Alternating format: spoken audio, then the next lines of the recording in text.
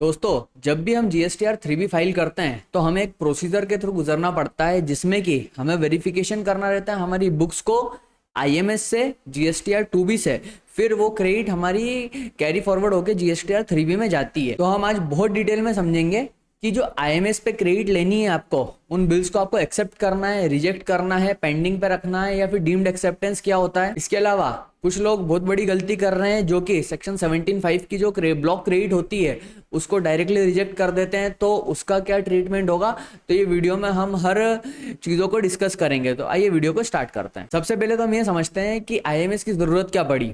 देखो, GSTR 2B था। GSTR 2B मतलब कि जीएसटीआर 1 में सप्लायर उसके इनवॉइसेस शो करता था जो कि जीएसटीआर 2B में शो होते थे और उसके हिसाब से हम जीएसटीआर 3B में क्रेडिट ले लेते थे। तो अभी तक ये सिस्टम चल रहा था, पर 1 अक्टूबर 2024 से जीएसटी डिपार्टमेंट ने जो जीएसटी पोर्टल पे एक आईएमएस इनवॉइस मैनेजमेंट सिस्टम ला करके दिया। अब इसका फायदा क्या है, तो देखो ये जो डेटा शो करता है ना वो रियल टाइम बेसिस पे शो करता है। रियल टाइम बेसिस पे मतलब क्या, क्योंकि देखो पहले क्या हो रहा था और अभी भी क्या हो रहा है कि जो जीएसटीआर 2B है वो अपडेट होता है 14th के बाद में। 14th जो डेट होती है हमारी आफ्टर जो एवरी मंथ, उसके बाद में अपडेट होता है। पर आईएमएस रियल टाइम बेसिस पे अपडेट होता है। मतलब कि अगर सप्लायर ने उसका जो जीएसटीआर 1 है उसमें अगर किसी भी बिल को सेव करके रखा हुआ है तो वो ऑटोमेटिकली आईएमएस पे आपको दिखने लग जाएगा। इसके अलावा अगर कोई ई इनवॉइस दिख रहा है, मतलब ई इनवॉइस अगर सप्लायर बनाता है तो उसके जीएसटीआर 1 पोर्टल पे वो ऑटोमेटिकली दिखता है। तो ऐसे ही वो पर्टिकुलर ई इनवॉइसेस जो हैं वो आपके आईएमएस पोर्टल पे रियल टाइम बेसिस पे दिखने लग जाएंगे। उसमें आपको 14 तारीख का वेट करने की जरूरत नहीं है। वो आप 1 तारीख, 2 तारीख, 5 तारीख कभी भी देखोगे ना तो आपको दिखने लग जाएगा। इसके अलावा आईएमएस पे क्या होता है अभी हम पोर्टल पे जाकर के भी देखेंगे और एक पर्टिकुलर प्रैक्टिकल एग्जांपल देकर के बताऊंगा आईएमएस और जीएसटीआर 2B में कि किस तरह से इनवॉइसेस आ रहे हैं, कैसे रिजेक्ट करेंगे, तो वो इनवॉइसेस कहाँ शो होंगे, तो वो अभी हम आगे देखेंगे। पर उसके पहले आईएमएस पे क्या होता है कि 4 ऑप्शन दिखते हैं हमें। या तो आपको इनवॉइस को एक्सेप्ट करना है, तो एक्सेप्ट में क्या है कि आपके जीएसटीआर 2B में डायरेक्टली मूव हो जाएगा। अब दूसरा आता है सबसे पहले डीम्ड एक्सेप्टेंस। डीम्ड एक्सेप्टेंस का मतलब ये है कि अगर आपने आईएमएस पे कोई भी एक्शन नहीं लिया और आप जीएसटीआर 2B ओपन करके देखोगे और जीएसटीआर 3B ओपन करके देखोगे तो वहां पे जो वैल्यूज है वो ऑटो पॉपुलेट हो जाएगी। मतलब कि डीम्ड एक्सेप्टेंस का मतलब है कि अगर आपने कुछ भी नहीं किया है तो वो ये मान के चलेंगे कि आपके सारे इनवॉइसेस है वो डीम्डली एक्सेप्टेड है और वो डायरेक्टली जीएसटीआर 2B में मूव हो जाएंगे after 14th of every month. इसमें एक बात और है, जैसे मैंने बताया था पहले कि अगर सप्लायर ने जीएसटीआर 1 अभी फाइल नहीं किया है पर सिर्फ सेव किया हुआ है और इनवॉइसेस की डिटेल्स उसमें फीड करके रखी हुई है तो आपके आईएमएस डैशबोर्ड पे दिख जाएगा। तो इसमें अगर मान लो सप्लायर ने उन इनवॉइसेस को चेंज कर दिया तो क्या आईएमएस पे भी चेंज हो जाएगा, तो हाँ, जो इनकी एडवाइजरी आई है उसमें क्लियरली लिखा हुआ है कि आईएमएस पे भी उस तरीके से चीजें चेंज होगी। मतलब वो प्रॉपरली रियल टाइम बेसिस पे चलेगा जिसमें कि जो भी जीएसटीआर 1 में वहां पे शो हो रहा है उस तरीके से यहाँ पे आईएमएस पे आपको दिखता जाएगा। जैसे कि एक आईएमएस की जो मंथली साइकिल है उसमें क्या बताया हुआ है कि जैसे कि सप्लायर ने अगर कोई भी रिकॉर्ड को सेव किया है उसके जीएसटीआर 1 में तो वो इनवॉइस रिफ्लेक्ट होने लग जाएंगे आईएमएस पे। अब जो ड्राफ्ट जीएसटीआर 2B है जो कि 14th ऑफ एवरी मंथ में बनता है तो वही जो भी आईएमएस रहे अगर आपने एक्सेप्ट करके रखा है तो उसके हिसाब से जीएसटीआर 2B कंप्यूट हो जाएगा और अगर आपने एक्सेप्ट नहीं किया और डीम्ड एक्सेप्टेंस है तो उसके हिसाब से 14 तारीख को आपका जीएसटीआर 2B आ जाएगा और ये जीएसटीआर 2B फिर फ्रीज हो जाएगा।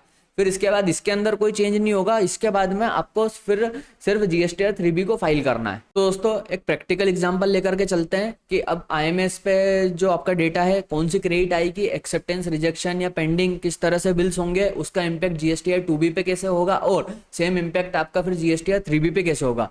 तो यहाँ पे एक एग्जांपल के तौर पे मैंने आईएमएस डैशबोर्ड, यहाँ पे आप सर्विसेज पे जाओगे, रिटर्न्स पे जाओगे तो इनवॉइस मैनेजमेंट सिस्टम डैशबोर्ड आपको दिख जाएगा। ये आप ओपन करोगे तो यहाँ पे इन्वर्ट सप्लाईज आ जाएगी आपके पास में। अभी डैशबोर्ड आपका पूरा इस तरीके से दिखेगा जहाँ पे कि आपको बहुत सारी डिटेल्स आ जाएगी कि इनवॉइस अमेंडमेंट्स हो गए, डेबिट नोट्स हो गए, क्रेडिट नोट्स हो गए, तो ये सब आपको शो होंगे। तो यहाँ पे जब हम उसके डिटेल अंदर जाते हैं तो देखो यहाँ पे हमें 3 ऑप्शन मिलते हैं। किसी भी बिल को एक्सेप्ट करना है, रिजेक्ट करना है, पेंडिंग करना है। एक्सेप्ट कर लिया मतलब कि वो जीएसटीआर 2B में कैरी फॉरवर्ड हो जाएगा। रिजेक्ट कर दिया तो वो जीएसटीआर 2B में नहीं जाएगा। पर एक जगह वो बिल जीएसटीआर 2B में जाता है, वो भी मैं अभी थोड़ी देर से बताता हूँ।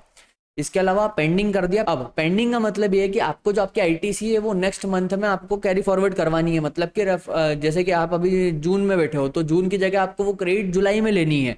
जुलाई में क्यों लेनी है, क्योंकि अभी तक आपके पास में वो गुड्स रिसीव नहीं हुआ है तो आप सेक्शन 16 के हिसाब से क्रेडिट नहीं ले सकते, तो इसलिए आप उसमें पेंडिंग का भी ऑप्शन आता है। अब देखो जो मैंने बताया था ना कि आईएमएस पे रियल टाइम बेसिस पे डेटा शो होता है, तो देखो किस तरीके से हो रहा है।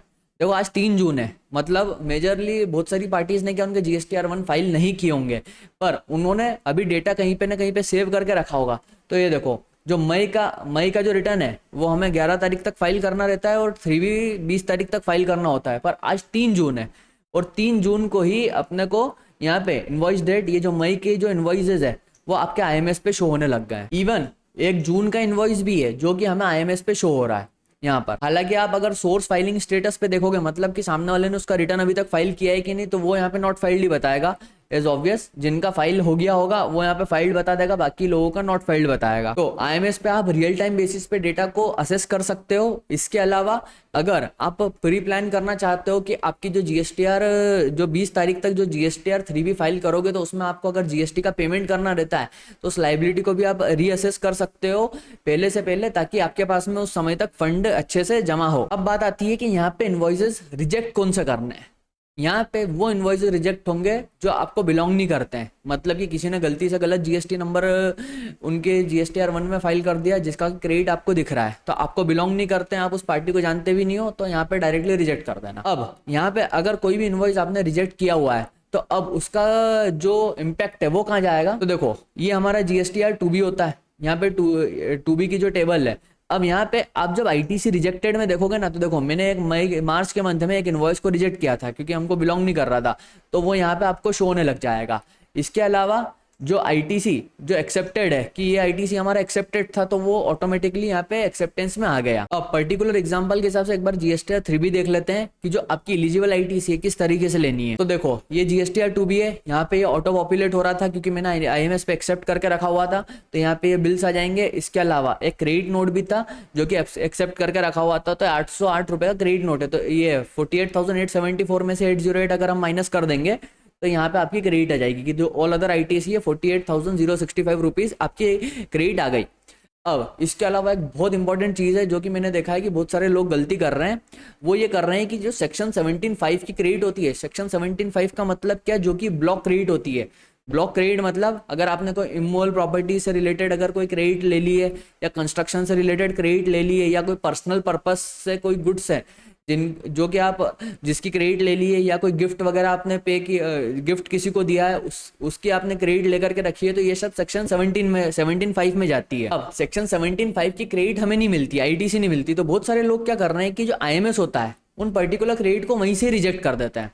तो आपको ये ध्यान रखना है कि उन क्रेडिट को वहां से रिजेक्ट नहीं करना है, क्योंकि हमारे GSTR 3B में ITC रिवर्स्ड में यहाँ पे एक टेबल देकर के रखी है जिसमें कि लिखा हुआ है as per rules 38, 42, 43 of CGST rules and, यहाँ पे एंड वर्ड का यूज किया हुआ है सेक्शन 17(5).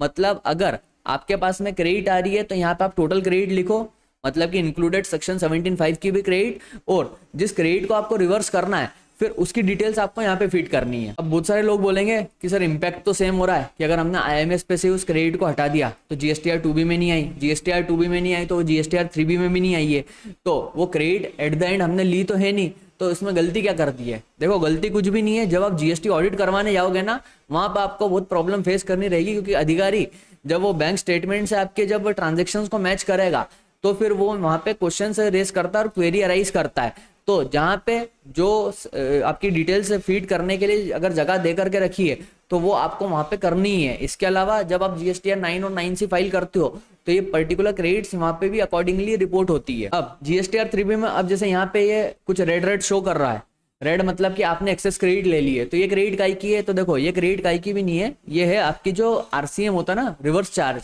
उस पे एक तो रजिस्टर्ड वाले होते हैं, रजिस्टर्ड वालों का क्या है कि GSTR 2B में ऑटोमेटिकली दिख जाता है, तो वहां पे तो रेड करता नहीं, वो ऑटो पॉपुलेट हो जाता है। इसके अलावा एक अनरजिस्टर्ड RCM जो होता है उसमें क्या रहता है कि हमको मैनुअली एंट्री करनी रहती है, तो ये हमने यहाँ पे मैनुअली एंट्री करी हुई है जो अनरजिस्टर्ड RCM वाले हैं उनकी, तो उसकी वजह से यहाँ पे दिख रहा है। यहाँ GSTR 1 में भी ये पर्टिकुलर आइटम्स रिपोर्टेड दिख जाएंगे जो आपके unregistered RCM plus registered RCM वाले हैं, और इसका कैश में पेमेंट भी हो जाता है। तो दोस्तों आई होप कि आपको समझ में आ गया होगा कि IMS में कौन सी क्रेडिट को रिजेक्ट करना है, कैसे एक्सेप्टेंस करनी है, डीम्ड एक्सेप्टेंस क्या होता है, इसके बाद GSTR 2B में किस तरह से क्रेडिट जाएगी और GSTR 3B में क्रेडिट की किस तरह से रिपोर्टिंग होगी। अब अगर आपको कोई भी डाउट है, कुछ भी इशू है, तो आप नीचे कमेंट सेक्शन में लिख दीजिए। बाकी कंसल्टेंसी के लिए मेरा व्हाट्सएप नंबर नीचे आपको दिख रहा होगा स्क्रीन पे, आप इससे मुझे कांटेक्ट कर सकते हो। बाकी मेरी वीडियो को आप लाइक करो, शेयर करो, चैनल को सब्सक्राइब करो। आपका बहुत बहुत धन्यवाद।